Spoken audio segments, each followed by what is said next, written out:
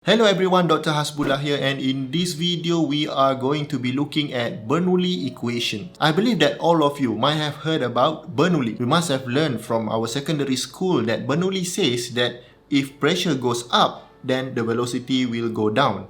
And also when the velocity goes up, pressure will go down.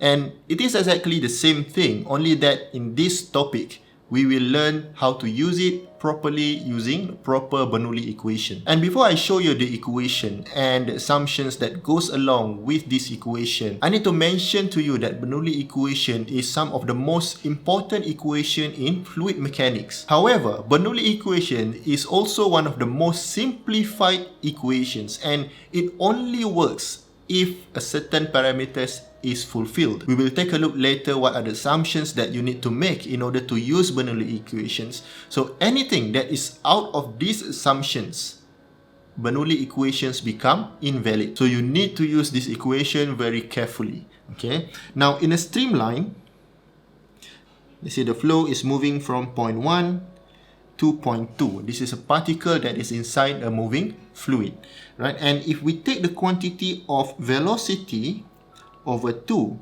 plus P over rho plus GH, and this is at point 1. And if we take the same quantity at point 2, this is V at point 2 over 2 plus P at point 2 over rho plus GH. The summation of these quantities is equal to each other. Okay, and if I write it in terms of equation, that will be V1 over 2 plus P1 over rho plus GH equal to, this is GH1, this is V2 over 2 plus P2 over rho plus GH2. And this equation is called the Bernoulli equation.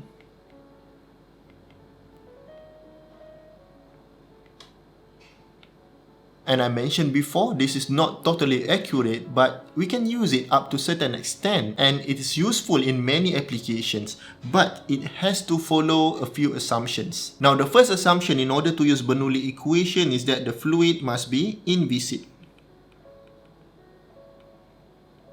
Meaning that in a particular problem that you are trying to solve, the viscosity can be neglected. It means that the fluid has no shear stress.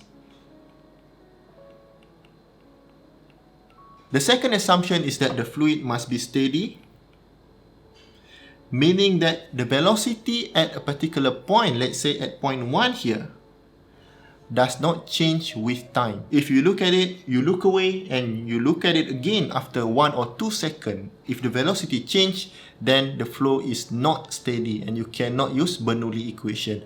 But if the velocity stays the same, then you can definitely use Bernoulli equation. So this means dV over dt equal to 0. The changes in velocity over time is 0. And also the fluid must be incompressible, which means that between point 1 and point 2, the fluid density remain constant. Now what I want to do now is to bring G down, so I'm going to divide everything by G. So let's see what happens to this equation. So this is V1 over 2G plus P1 over rho G plus H1 equal to V2 over 2G plus P2 over rho plus H2. And this term, the combination of P1 over rho G plus H1 and also P2 over rho G, sorry, this is rho G, the combination of these two terms is called piezometric head. And the combination of all the three terms is called total head. And if I make some changes to this equation, I'm just manipulating the original Bernoulli equation. And let's say H1 is equal to H2. Then I get V1 over 2G plus P1 over rho G equal to constant. And if I multiply everything with rho G, and I'm going to remove the subscription 1. So this becomes rho V over 2 plus P equal to another constant, and I'm going to call this constant PT, which is total pressure. Now let's take a look at what happens here. This term is called dynamic pressure. And this term, very lonely P here, is called static pressure. And the combination of dynamic pressure and static pressure is called total pressure. And do not confuse this with the gauge pressure and absolute pressure that we learned from before. This is totally a new concept. Now let's see physically what is dynamic pressure and what is static pressure. Now let's say that you are inside a box. Okay, and you stay in that box, and then someone pressurize that box. Okay, and the pressure that you are feeling is static pressure. So this is static pressure. And imagine that in the same box, you are still here and you are already experiencing static pressure, but now somebody decide to blow air on you. Let's say they open this door and blow some air at you. Okay, and air comes from here at velocity v. Now remember, you are still feeling the static pressure from the compression before, but now you have to deal with another pressure coming at you at velocity v. Okay, and the pressure that you feel because of the velocity is called dynamic pressure, right? The original pressure that you feel is called static pressure. So what happens to you now is that you have the dynamic pressure comes straight at your face and you are already feeling the static pressure. So what your body is experiencing is actually total pressure because you are feeling both of them. Hanging on to that similar concept, if I have an object instead of yourself inside the pipe, this is the object. Okay, and this object is feeling static pressure and also dynamic pressure. So there's a velocity coming from the left, right? And the streamline of that velocity will be something like this. This goes above the object, one goes below the object, and one goes straight head on to the object. Now coming back to this guy here, okay, if let's say I want to measure the static pressure inside that pipe, how would I do it? If I want to find static pressure, for sure I cannot be standing inside the pipe, isn't it? Because anywhere I stand inside the pipe, I will feel the dynamic pressure. Now, I don't want dynamic pressure, I just want to measure static pressure. Okay, so what do I do here is quite simple actually. I'm just going to draw a hole here at the wall, right, and measure the pressure over there. I drill a hole at the wall and I measure the pressure there. So what happens here is that you would still feel the static pressure, but you would not feel the dynamic pressure. And if I connect here to my pressure gauge, it will give me my static pressure. This is PS. Okay, I'm going to put this here, PS for static pressure. That's just to differentiate between static pressure and total pressure. So PS for static pressure and PT for total pressure. Now what happens if I measure the pressure here? What does it feel over there? Of course, you will feel the total pressure because you have the static pressure and you also have pressure from the velocity that's hitting you. So if I put a wire here and I connect it into my other gauge, okay, this gauge will give me total pressure. Similarly here in this figure, and I'm going to replace it with something that looks like this. This is called a measuring device or a Pitot tube. Okay, and I'm going to connect this with my pressure gauge. Okay, so what I have here is my total pressure. And I also want to find the static pressure. So again, I'm going to tap here. Tap means you drill a little hole to install the pressure gauge, right? So I'm going to tap here and I'm going to install my other pressure gauge. And this is where I get my static pressure. Now, if we want to be more efficient, we only need to use one gauge. And what we can do is just tap a hole here. And we can have a device that looks something like this.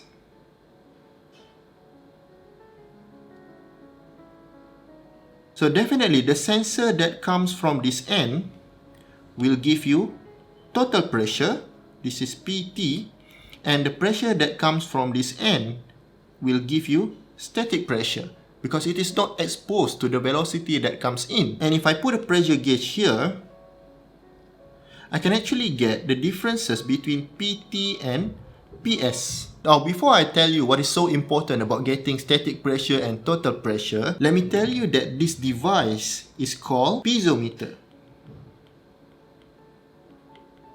which is used to find the static pressure. And this device is called Pitot tube. And this device goes here. This is your Pitot tube. And this device that is capable of measuring the difference between total pressure and static pressure is called Pitot static tube. Okay, now let's say that this is point 1 and this is point 2. And I'm going to go back to my original Bernoulli equation, which is V1 square over 2G plus P1 over rho G plus H1 equal to V2 square over 2G plus P2 over rho G plus H2. And let's see how this fits into these two conditions. Now, first of all, H1 and H2 is level. And if I want to find V1, this is going to be V2 square over 2G plus P2 minus P1 over rho G. Now, if you notice, the velocity at point 2 is actually 0. Imagine here, where you are inside this tunnel, when the wind comes to your face, the only way that you feel that pressure is when the velocity stops in front of you. Okay, so V2 is 0. It's this location, V2 is 0. And I'm going to cancel this out. So what happens now, my V1 is actually 2 over rho P2 minus P1 square root of that. So the trouble that we went to before with the piezometer, with the Pitot tube, and also with this Pitot static tube is to measure what is velocity at point 1. Now, as you notice, the significance of these equations is that you can measure velocity of any moving fluid if you know the difference between P2 and P1, meaning that if you know the difference between total pressure and static pressure, you just have to tap the pipe and connect your pressure gauge. And of course, when you found velocity, you can do so many things. You can perform so many different calculations. And that is how useful this Bernoulli equation is. Perhaps one of the best examples that I can give you is that this Pitot static tube is used in front of the aircraft in order to measure the velocity of the aircraft. That's how you know how fast you are going in the air. Next time you are flying, pay close attention to the nose of the aircraft. Okay, let's say that this is the nose and this is the wing of the aircraft. And you will see this device. And maybe you will see multiple devices to serve as redundancy. And this is the Pitot static tube. And that device is used to measure air velocity using precisely this equation. Now let's take a look at some of the examples where we use Bernoulli equation in order to solve our daily problems. For example, if you have a window here, let's say that this is a high-rise building and this is your wall.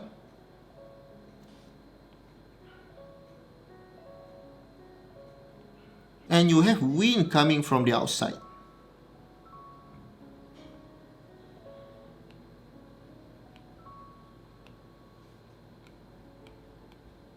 And this wind is so fast, it travels at 144 km an hour. And the dimension of this window is 0.9 meter times 1.8 meter. Let's label again, this is your window. And wind this high, this is probably a storm and this building is a high-rise building. And the density of air is given as 1.27 kg per meter cube. And because this is the first time that we brought up the density of air, which is 1.27 kg per meter cube, I know that you remember density of water is 1000 kg per meter cube. And you should also remember that density of air is about 1.2 kg per meter cube. So 1.23, 1.24, 1.25 and 1.27. It doesn't matter, but it should be close to 1.2 kg per meter cube. So later, if you are trying to solve a problem and that the density of air is not given, then it is safe to assume that density of air is 1.2 kg per meter cube. Now the question is to calculate the force that is acting on the window. Now let's try to solve this. I think the problem is quite straightforward. Force is simply pressure times area. It's quite obvious that this is the area and the pressure will come from Bernoulli equation. Now let's label this. Let's say that this is your point 1 and this is your point 2. Now as long as point 1 and point 2 is along the same streamline, you can use Bernoulli equation. Okay, you can use point 1 here and point 2 here. But that will be meaningless because we are looking for the pressure that hits this window. Okay, so let's write the Bernoulli equation. This is V1 square over 2G plus P1 over rho G plus H1 equal to V2 square over 2G plus P2 over rho G plus H2. And obviously H1 and H2 can be cancelled out. And also remember that we are looking for pressure at point 2. So this is P2. And again, velocity at point 2 would be 0. So I can cancel this out. And now P2 is equal to rho G times V1 square over 2G plus P1 over rho G. Let me cancel this G out. And this becomes rho V1 square over 2 plus P1. Okay, I think we have rho and we have V1 which is 144 km an hour. Now it's just about to convert from kilometer an hour to meter per second. But what is P1? If you remember from our previous lesson that we have atmospheric pressure, gauge pressure and absolute pressure. So at atmospheric level, if we use gauge pressure, then P gauge is going to be 0. So to make things simple, let's use P gauge. So now P1 is exposed to atmosphere, meaning that P1 is 0 and I can cancel that out. So my P2 is actually equal to rho, this is 1.27 and my V1 is 144 km an hour. Let's convert that to meter, which means that we have to multiply this with 1000 meter per kilometer and then multiply with 1 hour equal to 3600 seconds. And don't forget we have to divide it with 2. So I'm going to put it in front here. And this is equal to, and before I forgot, this has to be V1 square. Okay, so this is equal to 144 times 1000 divided by 3600 square times 1.27 divided by 2. That will be 1016 Pascal or 1.016 kilopascal. And that is not the end yet. We still have to find the force. So force is equal to pressure times area. So 1.016. Remember that we're working with kilopascal now. So this is the area. 0.9 times 1.8. That will be times 0.9 times 1.8. This is 1.65 kilonewton, right? And that will be your final answer.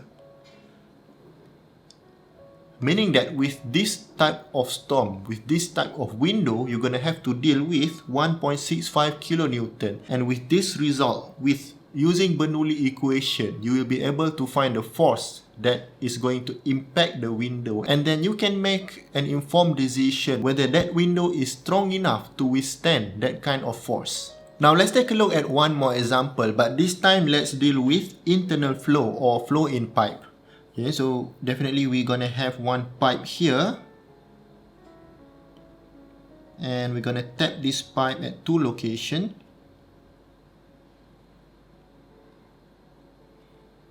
At this location, which is static pressure, this gauge gives you 16 mm H2O pressure. And one more tap is for Pitot tube, and this gauge gives you 24 mm H2O. Now it's given that the velocity of air coming from left to right is 20 degrees Celsius, and the question asks for you to find the velocity and Mach number. First of all, we know that when we have pressure, we can use Bernoulli equation in order to find velocity. But to use Bernoulli equation, we need to know where is the streamline. And we know that the streamline is going to hit this Pitot tube. Before that, let me adjust this drawing a little bit.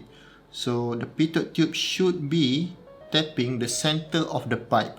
Okay, and we know that our point 2 should be here in the streamline. So let's say that this is my streamline, and this is my point 1, and this is my point 2. And now let's write again the Bernoulli equation. So V1 square over 2g plus P1 over rho g plus H1 equal to V2 square over 2g plus P2 over rho g plus H2. Now first of all, let's cancel H1 and H2 because there's no difference in height between 1 and 2. And remember, we are looking for V1. And I think one more thing that we can cancel out is actually V2, because at point 2, velocity will be 0. Now let's cancel out V2. And also, point 2, which is here, is also called stagnation point.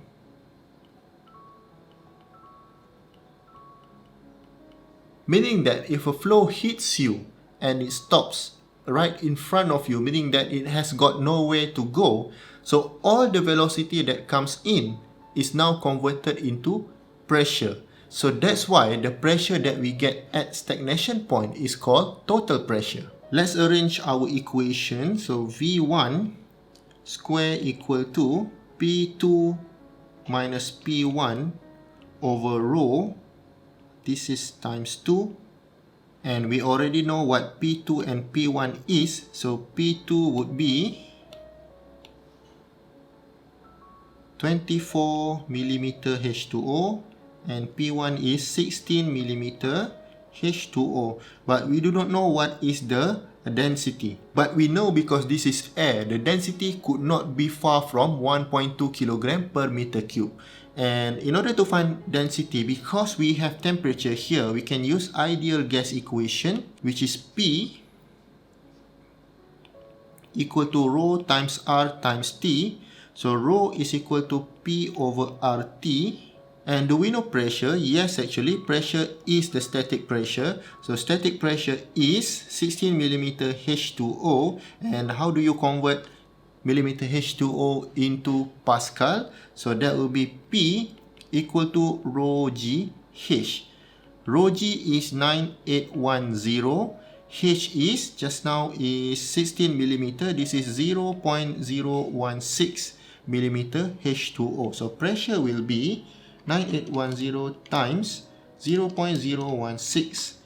That will be 157 Pascal. So this is 157, but remember, in using the ideal gas equation, the pressure has to be absolute pressure. So this is 157 plus 101,325. Now we have absolute pressure. Divide by R is the gas constant, which is 287, and temperature is, I think it's given here, is 20 degrees Celsius, but in ideal gas equation, temperature must be in Kelvin, so 20 plus 273, and you will end up with the density of 157 plus 101,325 divided by 287 times 20 plus 273. 1.21 kilogram per meter cube. So this will be your density, and as you notice, it is not far from 1.2 kilogram per meter cube. So now we have everything that we need to complete this equation. So now V1 is equal to square root of 2 over rho, this is 1.21, times, this is P2 minus P1. So P2 is at 24 millimeter H2O, and to convert that, you need to multiply this with 9810 times, this is 24 millimeter, this is 0.024, minus 157, which is our P1, 157. And let's see what is the answer. This is 9810 times 0.024 minus 157 times 2 right, minus 1.21. And the square root of that, you see, 11.39 meter per second. And some of you might be confused. When is the time to use absolute pressure and when is the time to use gauge pressure? And from here it's clear that whenever you need to use the ideal gas equation, you need to use absolute pressure. But to calculate the difference between P2 and P1, it actually doesn't matter whether you use absolute pressure or gauge pressure, because this is the differences. Okay, the differences of P2 minus P1. So even though if you use absolute pressure, which is just plus 101325, that is the atmospheric pressure, and then you need to minus it again, right? Minus 101325. So it doesn't matter whether we use absolute pressure or gauge pressure, because in the end, the difference between P2 and P1 is still the same. And that gives the velocity value of 11.39. So let's take a look at the question again. So now, the velocity part is done. Now let's look for Mach number. Alright, and Mach number is equal to velocity of the flow divided by the speed of sound. Okay, and velocity of the flow is 11.39, but now the speed of sound is c equal to square root of k, this is the specific heat ratio, times r, this is the gas constant, this is 287 joule per kilogram per Kelvin, times T, which is the temperature in Kelvin. And this is simply square root of K is usually 1.4, R is 287, temperature is again 20 plus 273. And you will end up with 1.4 times 287 times T plus 273, square root of everything is 343.11 meter per second. So at this condition, the speed of sound is 343.11 meter per second. And speed of sound is exactly as the name says, it is the speed where sound travels. Okay, so 343.11, and you end up with Mach number of 11.39 divided by 343.11. That is 0.03. And that's it for our second question. Now, why do we find Mach number? The reason that we find Mach number is to know whether the flow can be assumed to be compressible or incompressible. In this case, because Mach number is way below 0.3, meaning that this flow is incompressible. Why is it important to know that this flow is incompressible? Because if you remember, Bernoulli equation states that one of the assumptions is that the flow must be incompressible.